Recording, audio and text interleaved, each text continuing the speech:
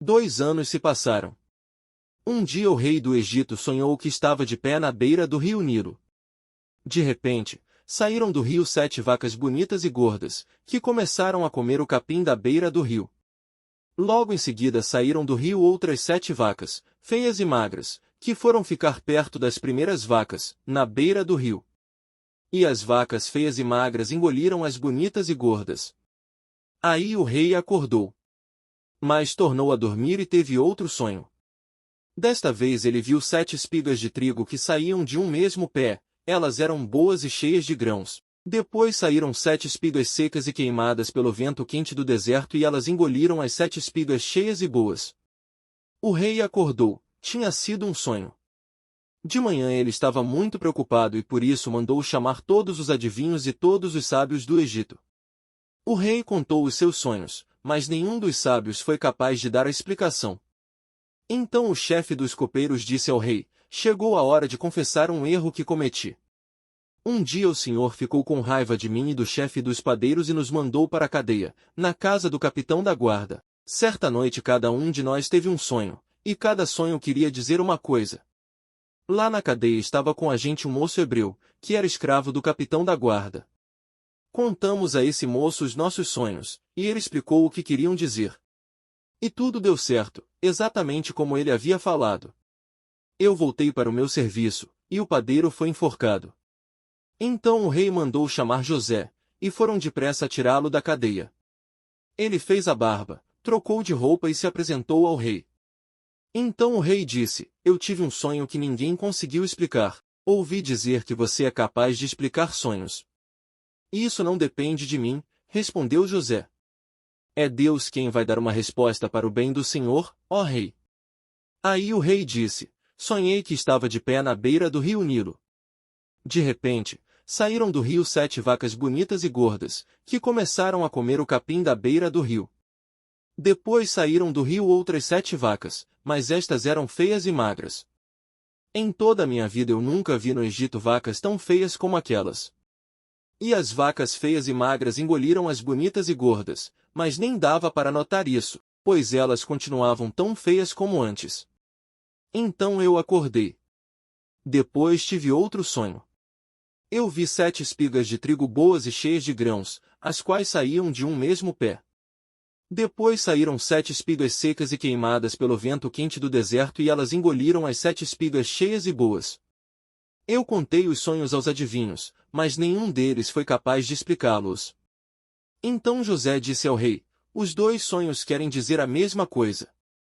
Por meio deles Deus está dizendo ao Senhor o que ele vai fazer.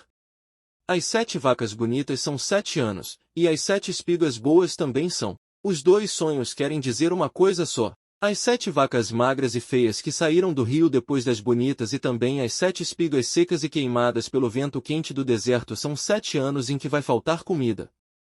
É exatamente como eu disse, Deus mostrou ao Senhor, ó rei, o que ele vai fazer. Virão 7 anos em que vai haver muito alimento em todo o Egito. Depois virão 7 anos de fome. E a fome será tão terrível, que ninguém lembrará do tempo em que houve muito alimento no Egito.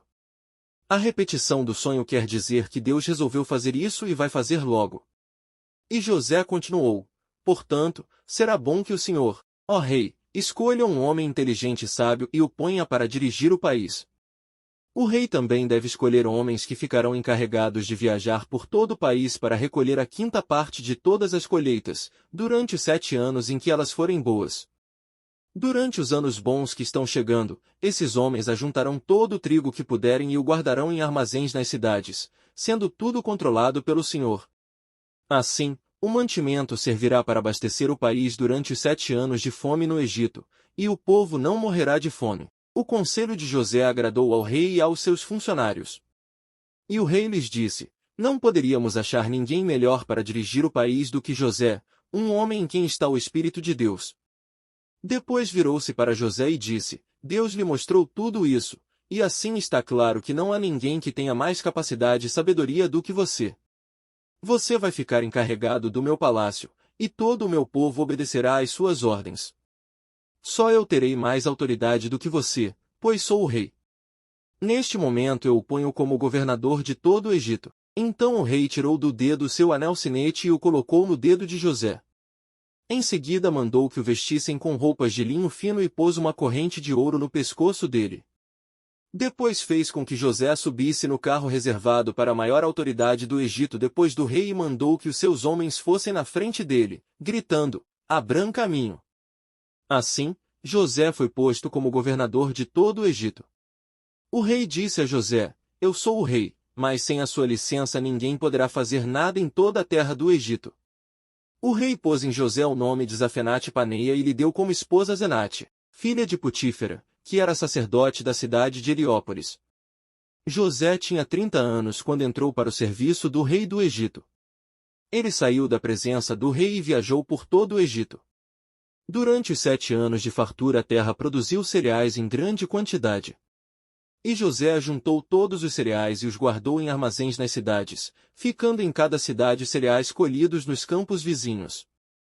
José ajuntou tanto mantimento, que desistiu de pesar, pois não dava mais, parecia a areia da praia do mar. Antes de começarem os anos de fome, José teve 2 filhos com a sua mulher Azenate. Pôs no primeiro o nome de Manassés e explicou assim: "Deus me fez esquecer todos os meus sofrimentos e toda a família do meu pai."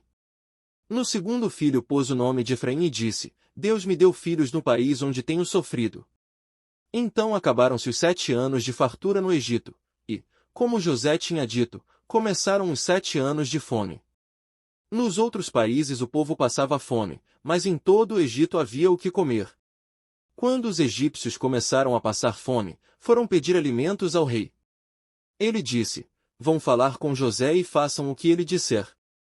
Quando a fome aumentou no país inteiro, José abriu todos os armazéns e começou a vender cereais aos egípcios. E de todos os países vinha gente ao Egito para comprar cereais de José, pois no mundo inteiro havia uma grande falta de alimentos.